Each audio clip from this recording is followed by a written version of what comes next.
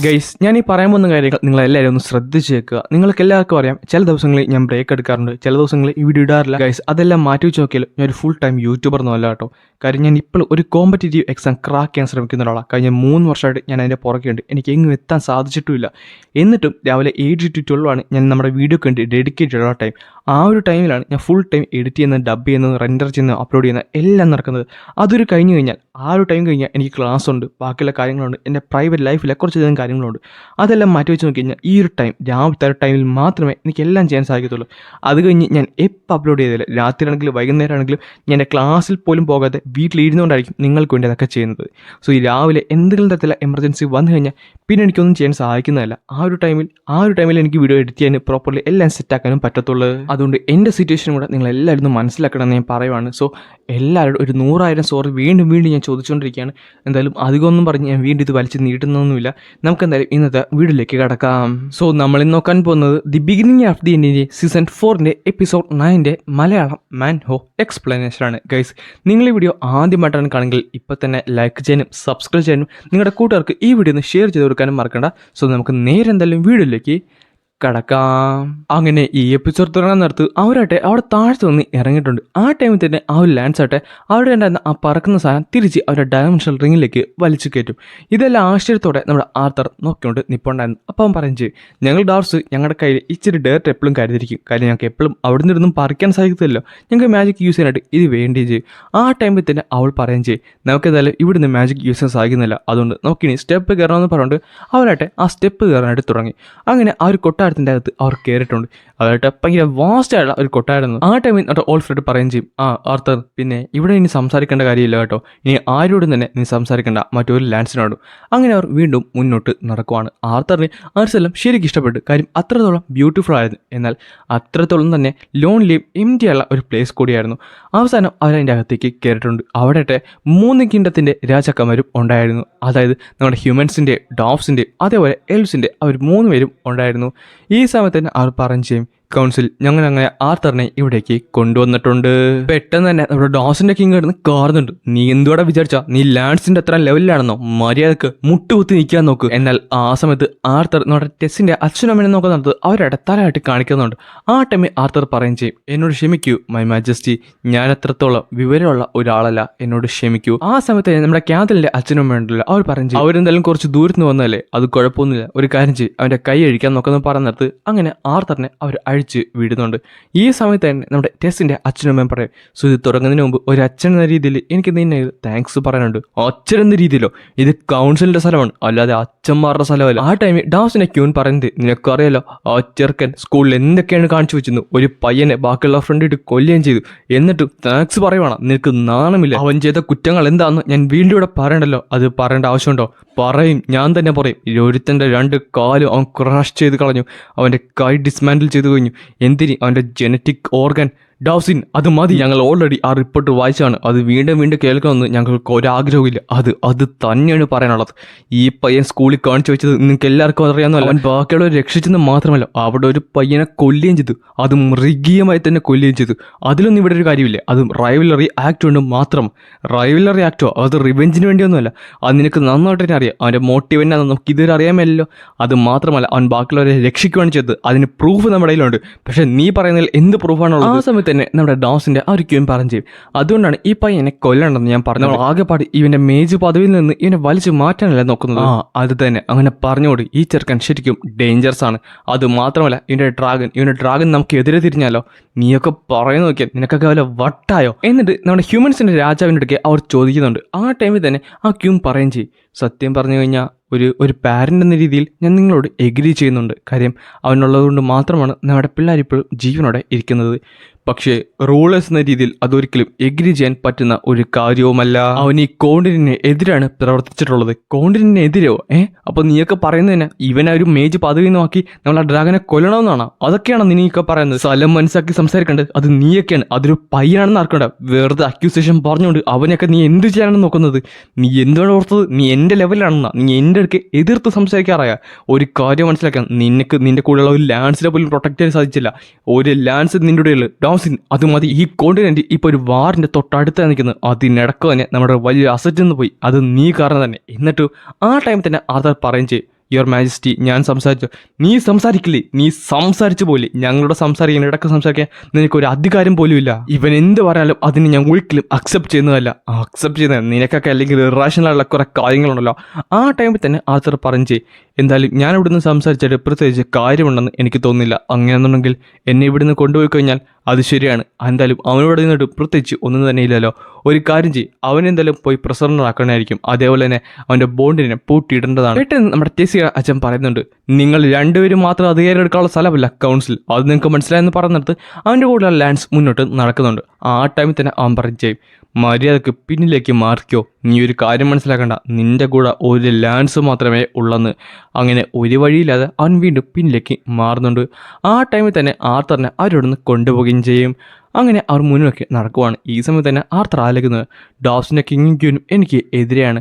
പക്ഷേ ഗ്ലേഡിയേഴ്സ് അവരെന്തായാലും രണ്ട് സൈഡിൽ നിൽക്കാൻ താല്പര്യപ്പെടുന്നുമില്ല. എന്തായാലും ടെസ്സിൻ്റെ അച്ഛനുമെങ്കിലും എൻ്റെ കൂടെ ഉണ്ടല്ലോ, എനിക്കെന്തായാലും അറിഞ്ഞുകൂടാ. അവരെ ഫുള്ളി ഡിപ്പെൻഡ് ചെയ്യണം. അവരുണ്ടെങ്കിൽ മാത്രമേ എനിക്ക് ചിലപ്പോൾ ഇവിടുന്ന് പുറത്തേക്ക് ഇറങ്ങാൻ സാധിക്കത്തുള്ളൂ. ആ ടൈമിൽ തന്നെ ഓൾറോഡ് പറയുകയും ചെയ്യും, എന്തായാലും ഇടക്കിടക്ക് ഞങ്ങൾ വരാൻ കേട്ടോ, തൽക്കാലം ഇത് അഴിക്കാമെന്ന് പറഞ്ഞിട്ട് അത് അയച്ചിട്ട് അവിടെ നിന്ന് പോകുന്നുണ്ട്. ആ സമയത്താണ് ആ ഒരു ശബ്ദം കേൾക്കുന്നത്. ആർത്തർ, അത് നീയാണോ? അല്ല, ഈ സൗണ്ട് ശരിക്കും ഫെമിലിയർ ആണല്ലോ. ഇത് ഡയറക്റ്റഡ് ഗുഡ് സ്കൈയുടെ സൗണ്ട് ആണോ? ഡയറക്റ്റഡ് ഗുഡ് സ്കൈ പറഞ്ഞു വെച്ച് നോക്കാത്ത കഴിഞ്ഞ കുറച്ച് ദിവസങ്ങളായി അവളെ ഇവിടെ പൂട്ടിയിട്ടിരിക്കുവാണ്. അതുമാത്രമല്ല, അക്കാഡമിയിൽ നടന്ന കാര്യങ്ങളൊന്നും അവൾ ഇതുവരെ അറിഞ്ഞിട്ടില്ല. സോ എനിക്കറിയാവുന്ന എല്ലാ കാര്യങ്ങളും ഞാൻ വ്യക്തമായി തന്നെ അവളോട് പറഞ്ഞു. പക്ഷേ എനിക്കിപ്പോഴും മനസ്സിലായിട്ടില്ല അവൾ എന്തിനാണ് കൗൺസിൽ പൂട്ടിയിട്ടതെന്ന്. കാര്യം കൗൺസിലിനെ മീറ്റ് ചെയ്താണ് അവൾ ലാസ്റ്റ്ലി ഇവിടേക്ക് വന്നത്. ആർത്തർ, എല്ലാം നീ എന്നോട് പറഞ്ഞില്ലേ, താങ്ക്സ്. പിന്നെ എന്നോട് ക്ഷമിക്കണം കേട്ടോ, ഈ ഒരു അവസ്ഥയിൽ നീ എത്തിയതിൽ. നീ ലൂക്കസുമായിട്ട് ഫൈറ്റ് ചെയ്തെന്നല്ലേ പറഞ്ഞ? ലൂക്കസിൻ്റെ അപ്പിയറൻസിനെ പറ്റി നിനക്ക് കുറച്ചുകൂടെ വ്യക്തമായിട്ട് എന്നോടൊന്ന് പറയാൻ സാധിക്കാവോ? അത് സത്യം പറഞ്ഞാൽ അവൻ ആ ഡ്രഗ് എടുത്തിട്ടുണ്ടായിരുന്നു, ആ സ്കൂളിലെ ആ ഒരു അവസ്ഥയില്ലേ, അത് തന്നെ. പക്ഷേ അവൻ്റെ കാര്യത്തിൽ കുറച്ചുകൂടെ ഡിഫറൻ്റ് ആയിരുന്നു. അവൻ ശരിക്കും പവർഫുൾ ആയിരുന്നു, പക്ഷേ എങ്കിലും അവൻ്റെ കയ്യിൽ നിന്ന് പോയതുപോലെയായിരുന്നു. അവൻ എന്തൊക്കെ ചെയ്താലും ഒരു കാര്യം ഉറപ്പായിരുന്നു, അവൻ ചെയ്യുന്നത് കൃത്യമായി തന്നെ അവന് വ്യക്തമായിരുന്നു. അവൻ ചെയ്യുന്നത് എല്ലാം അറിഞ്ഞുകൊണ്ടായിരുന്നു. വേറൊന്നും കൊണ്ടല്ല, എനിക്ക് ഈ കാര്യങ്ങളൊക്കെ ഒന്ന് കൺഫേം ചെയ്യണമെന്നുണ്ടായിരുന്നു. എനിക്ക് മനസ്സിലായി, സത്യം പറഞ്ഞാൽ ഇത് സംഭവിക്കാനുള്ളത് തന്നെയായിരുന്നു. പക്ഷേ അത് ഇത്ര പെട്ടെന്ന് സംഭവിക്കുമെന്ന് ഞാൻ ഒരിക്കലും ഓർത്തില്ല. അവരവരുടെ പ്ലാനുമായിട്ട് മുന്നോട്ട് നീങ്ങാൻ തുടങ്ങി, അതും എത്രയും പെട്ടെന്ന് തന്നെ. ഇത് നടക്കേണ്ട കാര്യമാണെന്നോ? ആരാണ് അവരെ പറ്റി എന്തെങ്കിലും അറിയാമോ? ഡയറക്ടർ ഗുഡ് സ്കൈ, ഞാൻ ഉത്തരമാണ് ചോദിക്കുന്നത്. അതുമാത്രമല്ല, താങ്കൾ പറഞ്ഞു വെച്ച് നോക്കാറുണ്ട് ഞാൻ ഒരു കൺക്ലൂഷനിലേക്ക് എത്തിയതുകൊണ്ട്. സോ എൻ്റെ കൺക്ലൂഷൻ തെറ്റാണെന്നാണ് ഞാനിപ്പോൾ വിചാരിക്കുന്നത്. ആർത്തർ, ഞാനിപ്പോൾ പണ്ടത്തെ പോലെ ഒരു ഡയറക്ടറൊന്നുമല്ല, എന്തായാലും അതിനെ ആകത്തുമില്ല. കാര്യം ഞാനിപ്പോൾ കൗൺസിലിൻ്റെ ഒരു ബലി മാത്രമാണ്. ബലിയോ എന്നാണ് ഈ പറയുന്നത്? അതുകൊണ്ടാണ് ഞാൻ ഇവിടെ ഉള്ളത്. എന്തായാലും ഒരു കാര്യം ഉറപ്പാണ്, സ്കൂളിൽ സംഭവിച്ച എല്ലാത്തിൻ്റെ റീസൺ ഞാനാണെന്ന് അവർ ഉറപ്പായിട്ടും പറയുന്നത്. എനിക്ക് എന്തായാലും പേടിയൊന്നുമില്ല ആർത്തർ, പക്ഷേ ഇതെനിക്ക് പുറത്ത് പറയാൻ സാധിക്കത്തില്ല. അതെൻ്റെ ചോയ്സ് അല്ല, പക്ഷേ അത് ആ ഫോഴ്സ് കൊണ്ടാണ്. ആ മാജിക് ഒരിക്കലും അത് സമ്മതിക്കുന്നുമില്ല. കാര്യം ഞാനിപ്പോൾ ചെറുതായിട്ടെങ്കിലും പറയാൻ തുടങ്ങുന്നത് ആ ഒരു കേഴ്സ് പതുക്കെ ആക്ടിവേറ്റ് ആകുന്നുണ്ട്. കേഴ്സോ? ഇത് എന്തൊക്കെയാണ് പറയാനെന്ന് പറഞ്ഞുകൊണ്ട് തന്നെ നന്നായിട്ട് ദേഷ്യം വരുന്നുണ്ടായിരുന്നു. ആട്ടമ്മിൽ തന്നെ അവനൊന്നും പറയാൻ പറ്റാതെ അവൻ താഴത്തേക്ക് ഇടിക്കുന്നുണ്ട്. എന്നിട്ട് പറഞ്ഞു ചെയ്യും, എന്തായാലും ഇത്രയൊക്കെ പറഞ്ഞില്ലേ, മതി. Thanks for the information. Arthur, എന്നോട് ക്ഷമിക്കടാ. അത് കഴിഞ്ഞ് കാണിക്കുന്നത് നമ്മുടെ മനുഷ്യരുടെ രാജാവുണ്ടല്ലോ, പുള്ളിക്കാരൻ അവിടെ ഇങ്ങനെ ഇരിക്കുന്നതാണ്. ഗൈസ്, ഇവരുടെ പേരൊക്കെ പറയാത്തത് ഇത് കുറച്ച് പാടായതുകൊണ്ടാണ്. അതുമാത്രമല്ല, എൻ്റെ നാക്കിലൊന്നും വഴങ്ങുന്നില്ല ഇവരുടെ പേര്, അതുകൊണ്ടാണ് കേട്ടോ. പെട്ടെന്നായിരുന്നു നമ്മുടെ ഡോസിൻ്റെ രാജാവ് അവിടേക്ക് കയറി വരുന്നത്. എന്നിട്ട് പറഞ്ഞു ചെയ്യും, നിനക്ക് എത്ര ധൈര്യം ഉണ്ടായിരുന്നു? നമുക്ക് രണ്ടുപേർക്കിടയിൽ ഒരു എഗ്രിമെൻ്റ് ഉണ്ടായിരുന്നല്ലോ, ആ എഗ്രിമെൻ്റ് അവിടെ പോയി. ശരിയാണ് ഡോബ്സൈഡ്, നമ്മുടെ ഇടയിൽ ആ ഒരു എഗ്രിമെൻ്റ് ഉണ്ട്. അതുകൊണ്ട് തന്നെ നീ വിഷമിക്കണ്ട, എൻ്റെ ഭാര്യയുടെ വോട്ട് നിൻ്റെ കൂടെ തന്നെയായിരിക്കും. പക്ഷേ നിൻ്റെ ഈ റാഷണലുള്ള അക്യൂസേഷനിലൊന്നും എനിക്ക് ഒരിക്കലും കൂടെ നിൽക്കാൻ സാധിക്കുന്നതല്ല. പിന്നെ ആ ബോനെ മാത്രം കൂടെ നോക്കിയാൽ പോരാ, നമ്മുടെ ഫ്യൂച്ചർ ജനറേഷനും കൂടെ നോക്കണം. ഫ്യൂച്ചർ ജനറേഷൻ നമ്മൾ ഈ ചെയ്യാൻ പോകുന്ന കാര്യം ചെയ്ത് തീർത്തില്ലെങ്കിൽ നമുക്കിവിടെ ഫ്യൂച്ചർ പോലും കാണത്തില്ല. പിന്നെയാണ് ജനറേഷൻ. ഒരു കാര്യം മനസ്സിലാക്കിയോ, ഇത് നമുക്ക് വേണ്ടി മാത്രമല്ല, ഇതെല്ലാവർക്കും കൂടെ വേണ്ടിയാണ്. ആർത്തറിനെ അവൻ്റെ ബോണ്ടിനെ നമുക്ക് അവന് കൊടുത്തേ പറ്റത്തുള്ളൂ. അതായിരുന്നു എഗ്രിമെൻ്റ്. എനിക്കറിയാം ഇതെല്ലാം എന്തിനു വേണ്ടിയാണെന്ന്, പക്ഷേ നീ ആദ്യം ഈ ഒരു കാര്യം മനസ്സിലാക്കിക്കോ. നമ്മളിപ്പോൾ ബിട്രേ ചെയ്യാൻ പോകുന്നത് നമ്മളെ മാത്രമല്ല, ഈ എൻ്റയർ പോപ്പുലേഷനെ തന്നെയാണ്. ബിട്രയോ? ഇത് ബിട്രേ ഒന്നുമല്ല, ഇത് ഫുള്ളി അനിഹിലേഷൻ നടക്കാനായിട്ട് പോകുവാണ്. അതുകൊണ്ട് തന്നെ ഇവിടെ ആരെയും ബിട്രേ ചെയ്യുന്നതല്ല, നമ്മളവിടെ ഇമ്പോർട്ടൻ്റ് ഉള്ള ഒരു കാര്യം ചെയ്യുന്നു, അതും ആരും അറിയാതെ തന്നെ. അങ്ങനെ നീ പറഞ്ഞോ കാര്യം, രാത്രി ഉറങ്ങാൻ നേരത്ത് നിനക്ക് ഉറക്കം വന്നേക്കും, പക്ഷേ എനിക്കങ്ങനെയല്ല. പിന്നെ ഉറക്കം അത് കുറച്ചുകൂടെ നാൾ കഴിയുന്നിടത്ത് നിനക്ക് മനസ്സിലാക്കിയോളും. കാര്യം നമ്മളിനി ജീവിക്കാൻ പോകുന്നത് അതുപോലെ ആയിരിക്കും. അവനെ സെർവ് ചെയ്തില്ലെന്നുള്ള അവസ്ഥ നിനക്കറിയാലോ. അവനെങ്ങാനും ഇവിടേക്ക് വന്നു കഴിഞ്ഞാൽ നിന്റെ രാജ്യത്തിനും എൻ്റെ രാജ്യത്തിനും എന്ത് പറ്റുമെന്ന് എപ്പോഴെങ്കിലും നീ ആലോചിച്ചിട്ടുണ്ടോ? ഒന്നും വേണ്ട, നീ എൽനിയോറിന് എന്ത് പറ്റുമെന്ന് ആലോചിച്ച് നോക്കിയ. ആ എൽനിയോർ നായ, അവരൊക്കെ വെറും എൽഫ്സ് മാത്രമല്ലേ, അവരുടെ കാര്യം അവർ നോക്കിയോളും. അവരുടെ ലീഡർ അല്ലെങ്കിൽ ഒരു പൊട്ടൻ തന്നെയാണ്.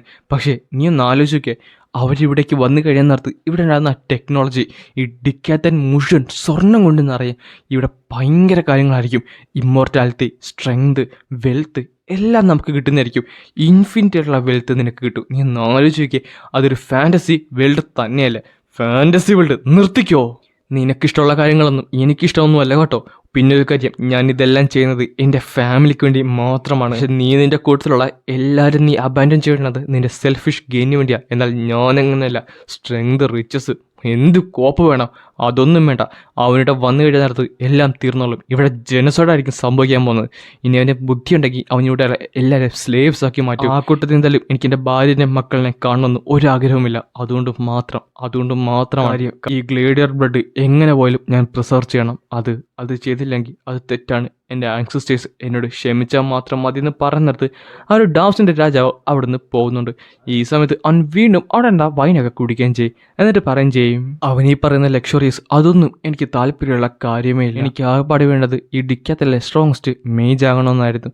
അതുമാത്രമല്ല എൻ്റെ ആൻസിസ്റ്റേഴ്സിനെ എനിക്ക് പ്രൗഡ് ആക്കണമെന്നുണ്ടായിരുന്നു. പക്ഷേ എൻ്റെ ടാലൻറ്റ് അത് എവിടെയോ തട്ടി നിന്നുപോയി. ഞാൻ എത്രയൊക്കെ എലിക്സർ ചെയ്തിട്ടും എന്തൊക്കെ ചെയ്തിട്ടും എനിക്കൊരിക്കലും ആ ഒരു റെഡ് സ്റ്റേജിൻ്റെ മുകളിലേക്ക് വരാൻ സാധിച്ചിട്ടില്ല. അവിടെ വെച്ചാണ് ഞാൻ എൻ്റെ ഭാര്യനെ കണ്ടുമുട്ടിയത്, എൻ്റെ മക്കൾ. അവരെല്ലാവരും എനിക്ക് ആ ഒരു സന്തോഷം തന്നു. ആർക്കും കിട്ടാത്ത ആ ഒരു സന്തോഷം, എൻ്റെ അച്ഛനിൽ നിന്നും കിട്ടാത്ത ആ ഒരു സന്തോഷം. അതുകൊണ്ട് തന്നെ എൻ്റെ ഫാമിലിക്ക് പീസ് കിട്ടാനായിട്ട് ഞാൻ ഏതൊറ്റം വരെ പോകാനും റെഡിയാണ്. പക്ഷേ ഇപ്പോൾ അങ്ങനെയല്ല. ഈ 2 ലാൻഡ്സിനെ കൺട്രോൾ ചെയ്തിട്ട് പോലും എനിക്കൊരിക്കലും മുന്നോട്ട് പോകാൻ പറ്റുമെന്ന് തോന്നുന്നില്ലെന്ന് പറഞ്ഞിട്ട് അവൻ നേരെ മുന്നിലേക്ക് നടക്കും. ഈ സമയത്ത് തന്നെ അവൻ തട്ടി താഴത്തേക്ക് വീഴാനും പോകുന്നുണ്ട്. ഞാൻ ഈ ചെയ്യാൻ പോകുന്നതെല്ലാം എൻ്റെ ഫാമിലിക്ക് വേണ്ടി തന്നെയല്ലേ. അതുകൊണ്ട് അവൻ പറഞ്ഞതുപോലെ തന്നെ ആ പ്രോമിസൊക്കെ കേട്ടിട്ട് എൻ്റെ മനസ്സ് മഞ്ഞളിച്ചതാണോ എന്താണെന്ന് അറിയില്ലെന്ന് പറഞ്ഞിട്ട് അവൻ നേരെ തിരിഞ്ഞു കിടക്കും. എന്നിട്ട് പെട്ടെന്ന് ആർത്തറിനെ പറ്റിയെന്ന് ആലോചിക്കുന്നുണ്ട്. അല്ലെങ്കിലും ആ പയ്യന് അവൻ ശരിക്കും ഒരു സ്ട്രോങ്ങറുള്ള ഒരു മേജാണ്. അവൻ്റെ കണ്ണുകളിൽ എനിക്കത് കാണാനും സാധിക്കുന്നുണ്ടായിരുന്നു. എന്നിട്ട് അവനവിടെ കിടന്ന് പൊട്ടിച്ചിരിക്കുവാണ്. എന്നിട്ട് പറഞ്ഞേ, എന്നോട് ക്ഷമിക്ക് പയ്യ, ഞാൻ എന്തായാലും നിന്നെ ഒരു സാക്രിഫൈസ് ആക്കാൻ പോവുകയാണ്. അത് ഈ കോണ്ടിനെന്റിൻ്റെ നന്മയ്ക്ക് വേണ്ടി, പിന്നെ എൻ്റെ നന്മയ്ക്ക് വേണ്ടി കൂടിയാണെന്ന് പറഞ്ഞുകൊണ്ടാണ് ഈ ഒരു ചാപ്റ്റർ ഇവിടെ അവസാനിക്കുന്നത്.